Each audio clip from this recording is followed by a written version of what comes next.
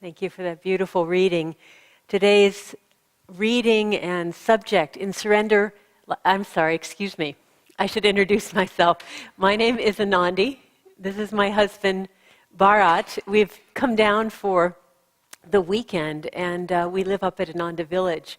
And it really has been such a joyful time to be here and meet all the people in your joyful congregation, and also just to feel the blessings in this sanctuary. It's a real honor to be here, so thank you for what you've created here. I was back to my enthusiasm for today's subject. In surrender lies victory. And surrender is a topic that is not always easily understood, as the reading said, and even if we understand it, it's not always easy to do. And I was thinking about, the reading started off talking about will and how our will is diluted, and yet our will is a very important part of who we are, and how do we work with it in the right way. Yogananda told a story of his childhood, and he had a fair amount of passion in the telling of it, or maybe I'm using the wrong word there, the enthusiasm. He said that when you have a young baby, the baby is so connected to the mother that it really doesn't have a sense of its own will. It follows what you would call blind or unthinking will. Only whatever the mother wants is what it wants, because it doesn't have a separate sense of its own identity. And then at a certain age, it wakes up, and he describes for himself how that was for him. He said he was always described as a very good baby, and always did what his mother wanted him to do. And then one day, his nurse took him out on an outing, and they were in a drugstore, and Yogananda saw some little orange candies there. And he wanted those candies. But his nurse said no. He said, I didn't say anything. But when I got home that night, Mother fed me dinner, and then she said, now it's time to go to bed. And he said, no, I want some of those orange candies. And his mother said, no, it's time to go to bed. No, I want those orange candies. And this went on back and forth. His mother was adamant that he go to bed, and he was more than adamant that he have those orange candies, so much so that his mother had to go and call the druggist and wake him up and get those orange candies for Yogananda, whom we call Master. And what Master said about this is he said, you know, my family after that said I was a naughty baby, but he said, I felt wonderful. He said that, not because he got the orange candies, but that was a really important moment in my life, because that was when I found out about willpower and what my will was and how to exercise it. And then he goes on, and this was the sort of impassioned part, telling parents, don't just say no because it's a baby asking you. Let the child develop its will. I won't go on that because I'm not a parent. I don't know all the obstacles involved in that. But it was really interesting how he said that so strongly, the importance of us knowing our will. But then what happens? We go on, don't we, being naughty babies into our 40s and 50s and 60s and just, I want. And we think that just because we want it, that means that we should have it. There was, in the early days of Ananda, there was a man who came to Swami, and he said, to Swami Kriyananda, and he said, Swamiji, I really want to go to India. Do you think I should go? And Swami Kriyananda said, no, I don't think it's the right time for you to go. And he said, oh, but I have such a strong desire to go. And Swami just looked at me and said, you have millions of desires. That doesn't mean it's right for you. So what we have to do is find out, yes, we have a will, but how do we attune that will to what is right? And what does that mean, surrender? Is it just sinking back, caving in, and saying, oh, well, whatever?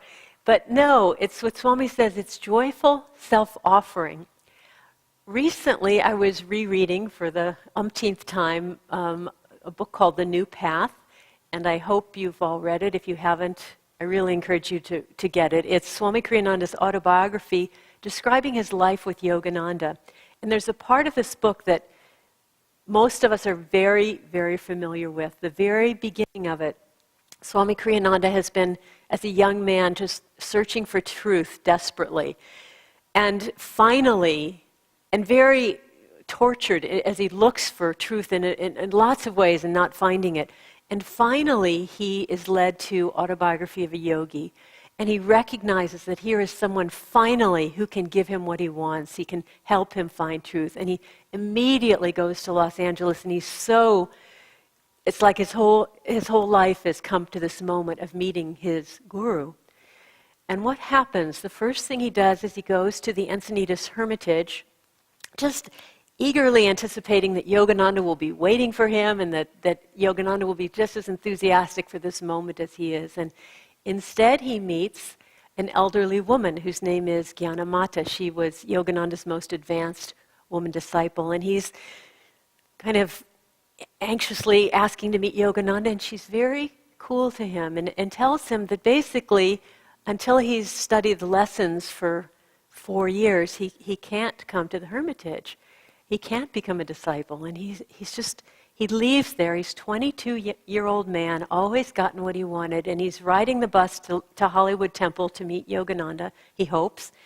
And in the bus, he's indignant. He has the most passionate desire of his life has just been thwarted, and he's going, how does she, who does she know? Who is she to tell me all these things? And he's just railing at this karma that's come his way. And suddenly what happens? There's a moment internally of relaxation, isn't there? He relaxes away from, I know what's right. I know this is right for me. And it was right for him. But that sense of, it's got to be my way. He relaxes away from that, and he remembers the eyes of Gyanamata, very deep, very wise. And he realizes that he's just met a great soul. And he apologizes. He said, forgive me, I didn't realize. And in that moment he said, I knew I was accepted at that moment. But then he goes to the Hollywood Temple, and once again he tries to meet the master, and the secretary says, oh, you can't see him, you can't possibly see him for 2.5 months. And he's walking through the church, and there's so much turmoil. Oh, what am I must meet him, I have to meet him, I have to meet him. And then there's a moment of relaxation and saying, why is this happening? Maybe I'm not ready. And in that moment of relaxation, suddenly, and offering up, then the secretary comes and says, the master will see you now.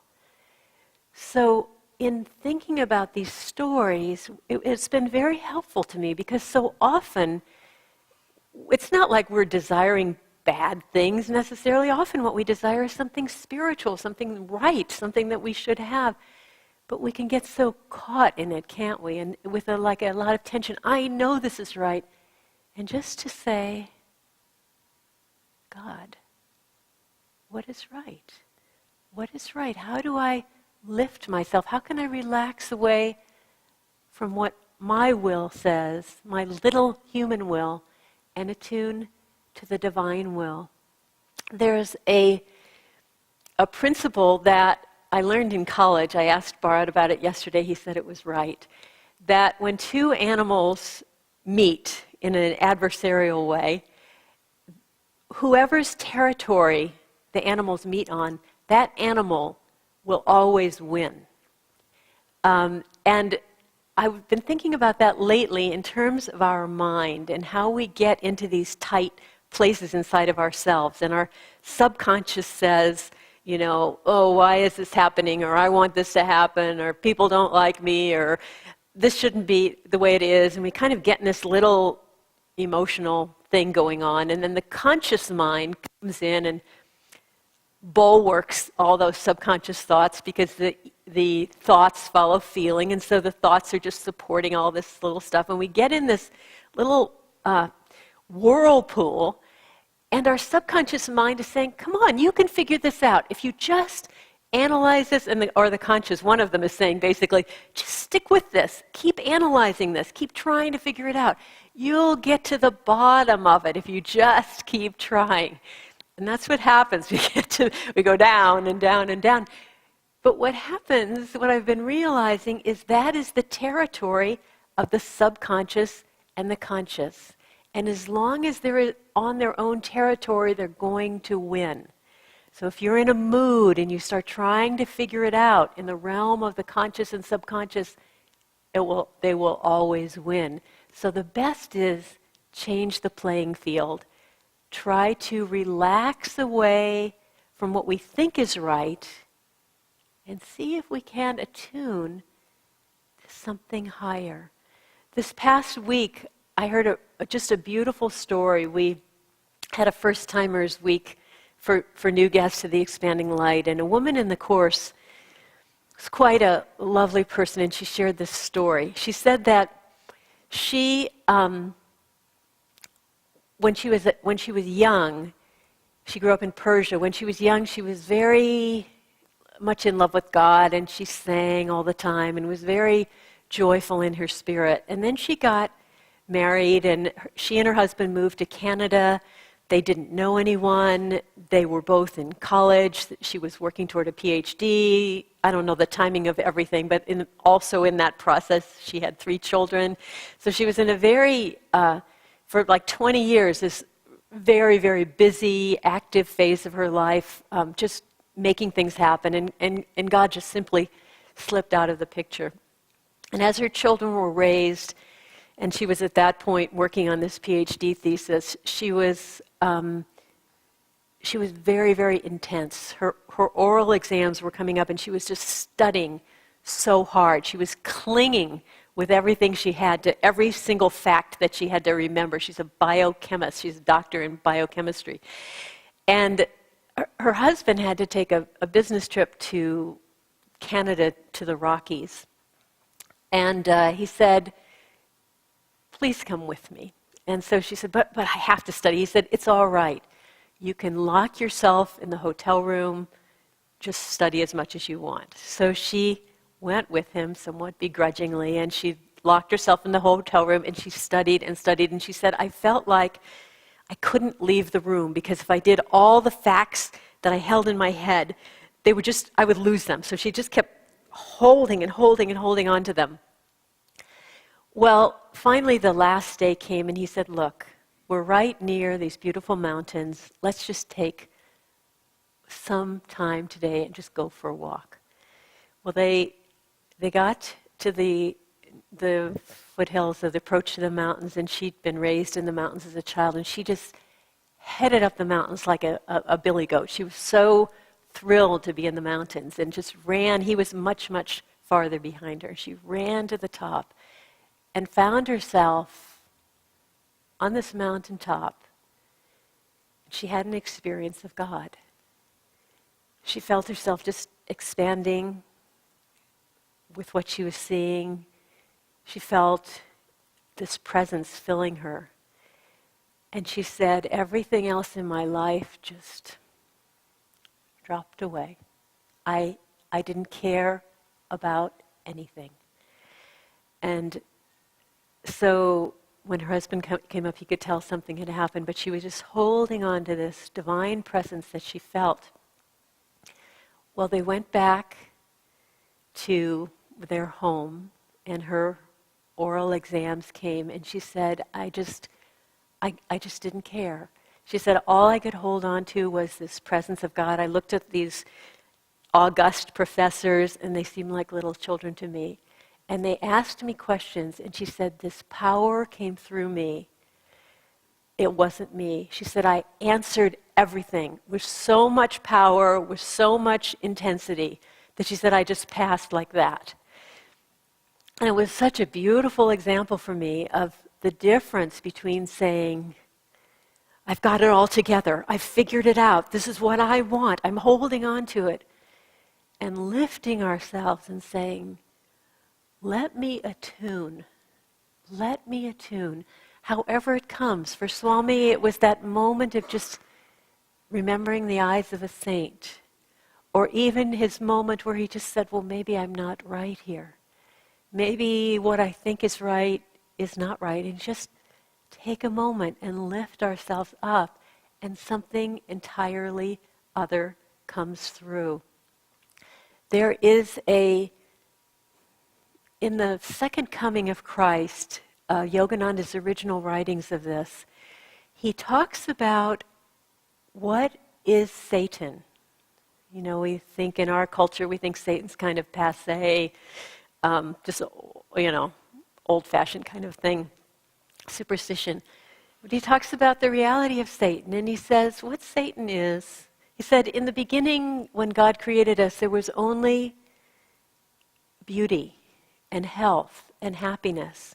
And people incarnated, they lived a perfect life, they immediately merged back to God. And so God had to create a power, a magnetism to pull us away from him. And that was Satan. But Satan could see that things were stacked against him. There was no reason for people to stay in his realm. It was all perfect. They just went back to God. And so Master tells us that Satan created illness and disease and poverty and misery and all types of human suffering. And why did he create it? He created it so that we would then generate desire. We would say, oh, if only I had wealth. If only I had a comfortable house. If only I had better health. And we would just come up with more and more desires to fix what is wrong with us. Before, in God's creation, nothing was wrong with us. There was nothing to fix. But in this new creation, there are so many things that we need to fix. And so we think, if I can only do that. And what happens is then that desire brings us back again and again. And so what is the answer to that?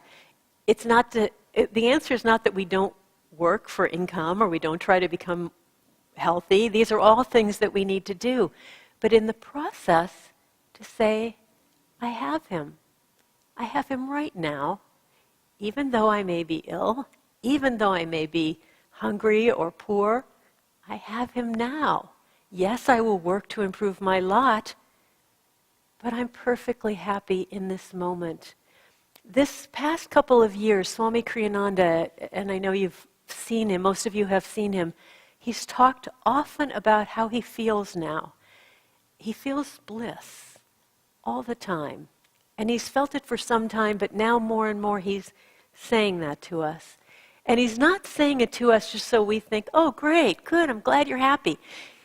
He's trying to tell us something. He's trying to say, this is it. This is what you need. And I feel like what he's doing is he's laying down a pathway to bliss for us. And so lately, to this subject of desires and unhappiness, I've been trying to work with that bliss. And it's wonderful to feel, maybe you wake up, you aren't feeling quite well, you're achy, you feel headachy, you've got stuff to do that you don't want to do. And I've just practiced saying, but I could be blissful right now. So what if I have a headache? I could still be blissful. And it's a wonderful practice, and it's the answer to this whole idea of being trapped in our desires. Because often when you do that, then suddenly you aren't in a bad mood anymore. You don't feel that bad anymore because you're more focused on being blissful. And whatever happens, it's a great practice because that's what is going to free us. We may not be perfectly successful that day at convincing ourselves, and we may have weeks where we totally forget to do it at all. But as we work with this and practice being blissful, one day it will be ours. And so we'd like to end this morning. Bharat wanted to share with you a prayer, a visualization he's created for how to work with those times when we don't feel so great. So thank you.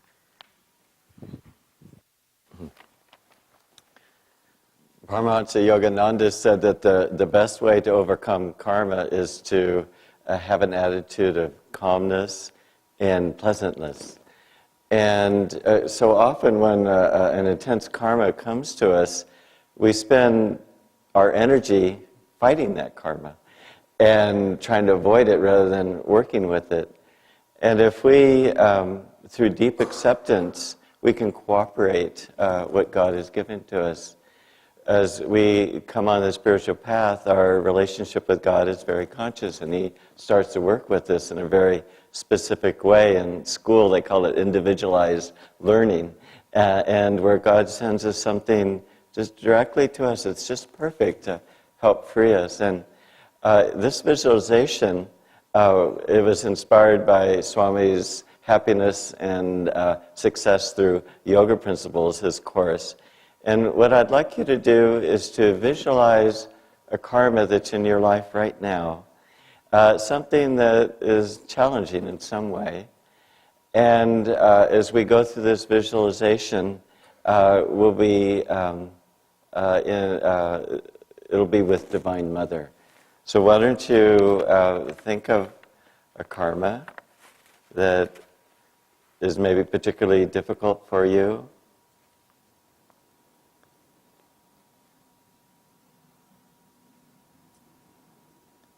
Karma is an expression of divine love. Everything that comes to us is made especially for us by God to free us from all limitation. Visualize God as the Divine Mother standing before you. See her eyes gazing deeply into your own, filling you with her love. Know that she is with you always. Think now of a karma that is challenging for you. See Divine Mother holding before you this karmic test. See her smile as she reaches out and offers this test to you with loving kindness. Reach out your arms and take hold of this karma. Bring this karmic challenge into your heart. Accept this precious gift sent from the wisdom of the universe. Know that it is a perfect gift sent by Divine Mother to help your soul become free.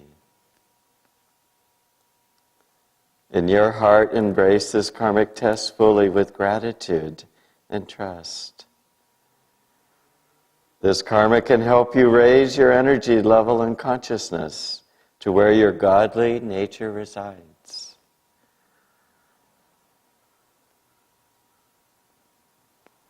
Focus now at the point between the eyebrows. See yourself rising to meet this karmic test and transcending its limitations. See yourself becoming free in God. Feel the bliss of being united with Spirit.